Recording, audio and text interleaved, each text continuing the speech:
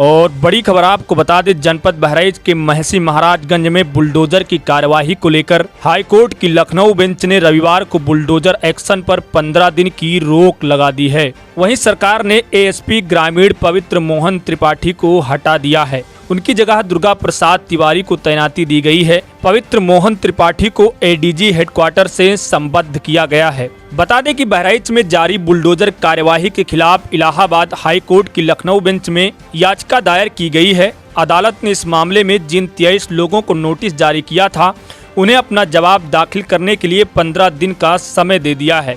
अब अगली सुनवाई 23 अक्टूबर को होगी।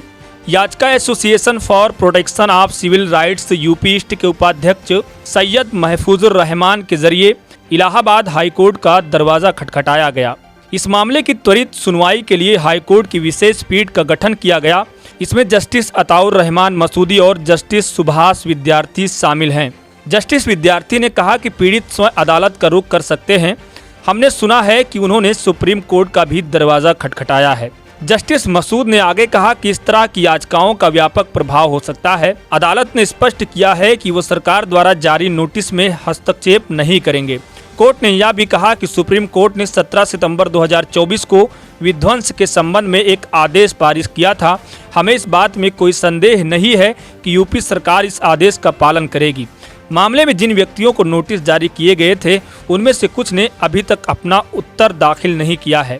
याचिकाकर्ता के वकील ने दलील दी कि क्षेत्र में मोबाइल नेटवर्क की समस्या है और पुलिस की मौजूदगी के कारण पीड़ितों को अपने घर छोड़कर भागना पड़ा ताकि उन्हें किसी दुर्भावनापूर्ण मुकदमे का शिकार ना होना पड़े। ऐसी स्थिति में उनसे कैसे उम्मीद की जा सकती है कि वे कार्यवाही में भाग लें। इस पर जस्टिस मसूद ने प्रभावित व्यक्तियों को नोटिस का जवाब दाखिल करने के लिए 15 दिन का समय दिया है। अब इस मामले की अगली सुनवाई 23 अक्टूबर 2024 को होगी। अदालत के इस आदेश से प्रस्तावित पक्षों को कुछ राहत मिली है, वहीं उन्हें दिए गए समय में अपना पक्ष रखने का अवसर भी मिला है। मामले की सुनवाई बुधवार को हाईकोर्ट की लखनऊ बेंच में जारी रहेगी। वहीं बहराइच हिंसा के बाद यूपी प्रशासन द्वारा ध्वस्तीकरण नोटिस दिए जाने के बाद सपा सांसद अवधेश प्रसाद ने कहा, जहां तक बुलडोजर का सवाल है, इसका कहीं भी कानून में उल्लेख नहीं है। आईपीसी, सीआरपीसी और साक्ष्य अधिनियम में कहीं भी नहीं है। चाहे कोई कितना भी बड़ा अपराधी क्यों न हो, कानून में मौत की सजा का प्रावधान है, लेकिन बुलडोजर चलाकर ध्वस्त करने का कोई प्रावधान नहीं है। मुझे नहीं पता कि योगी बाबा ऐसा क्यों कर रहे हैं। उनका अपना सिस्टम है। वह उत्तर प्रदेश में अलग कानून चलाना चाहते हैं। ये चीज़ें कानून के राज में संभव नहीं है, या केवल जंगल कानून में संभव है जहां अराजकता है। इसलिए वे जो चाहेंगे करेंगे। वहीं नेता प्रतिपक्ष माता प्रसाद पांडे बहराइच जाना चाहते थे। उन्होंने प्रशासन से परमिशन मांगी, लेकिन मौजूदा हालात का जिक्र करते हुए प्रशासन ने अनुमति नहीं दी। इसे लेकर सपा ने भाजपा पर भी निशाना साधा है, जिसको लेकर समाजवादी पार्टी के सोशल मीडिया एक्स पर एक पोस्ट किया गया है। इसमें लिखा है कि लोकतंत्र पर निरंतर कर रही वार निकम्मी भाजपा सरकार।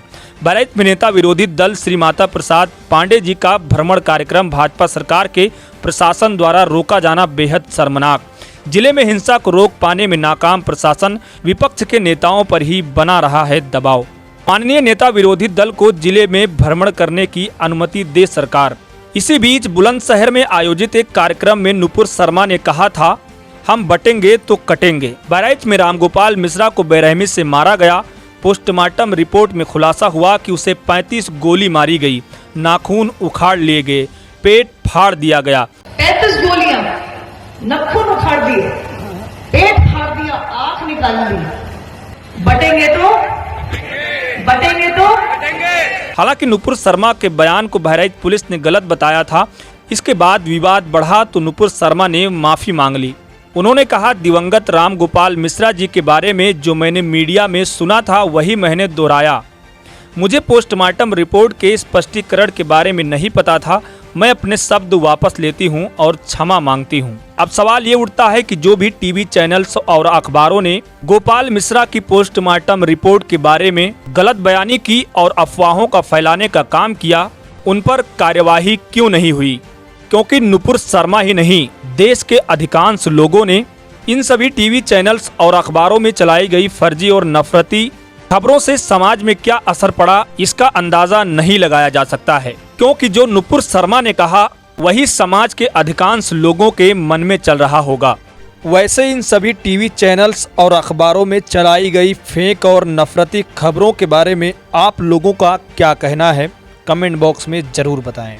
जहां तक बुलडोजर का सवाल है, बुलडोजर भारतीय दंड विधान में, आईपीसी में, सीआरपीसी में, एविडेंस एक्ट में, कानून में कहीं जो है बुलडोजर की चर्चा नहीं है। कोई कितना बड़ा से बड़ा अपराधी है तो कानून में यहां तक कि उसमें सजाए मौत की व्यवस्था है, लेकिन बुलडोजर चलाने का, ध्वस्त करने का ऐसा कोई प्राविधान नहीं है। और जोगी बाबा पता नहीं क्यों कर रहे हैं, उनकी अपनी अलग व्यवस्था है, अलग इस प्रदेश में कानून चलाना चाहते हैं। और ये बातें तो कानून के राज में संभव नहीं है। ये बातें तो जंगल राज, जहां कानून कायदा न हो, तो जो मन है सो करिए।